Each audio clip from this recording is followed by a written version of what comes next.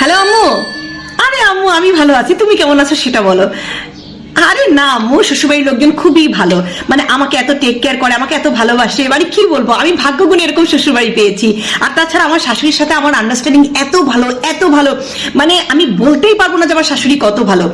বেশি দিন হয়নি বিয়ে হয়েছে, মাত্র মনে করো কতদিন হয়েছে বলো, 6 মাস 7 মাস হয়েছে বিয়ে হয়েছে। কিন্তু বিশ্বাস করো আম্মু, এমন কোনো দিন নাই আমার শাশুড়ি তোমাকে মনে করে না।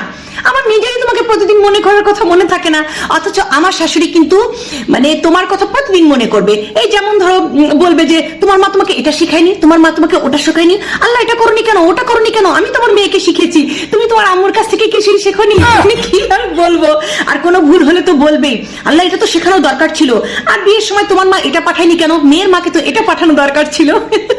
মানে সব সময় কোনো না কোনো বাহানায় সে তোমাকে মনে করবেই। মা কি বলবো, মানে এতটাই তোমাকে ভালোবাসে, এতটাই তোমার মানে কেয়ার করে।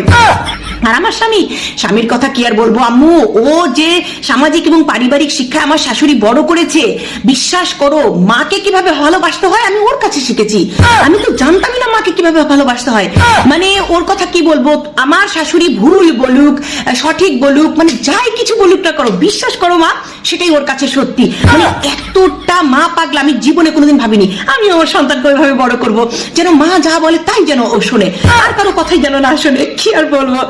আর শাশুড়ি আরেকটা জিনিস কি জানো, আমার শাশুড়ি কখনোই কখনোই আমার ভুল আমার সামনাসামনি বলবে না। কারণ আমি যদি মনে কষ্ট পাই, এই যে সেদিন ধরো যে তরকারিতে একটু লবণ বেশি হয়েছিল আর কি, বিশ্বাস করো আম্মু আমার শাশুড়ি আমাকে একটা কথাও বলেনি, কুটু কথাও বলেনি, মানে সে আমাকে কিছুই বলেনি। অথচ দেখো সেই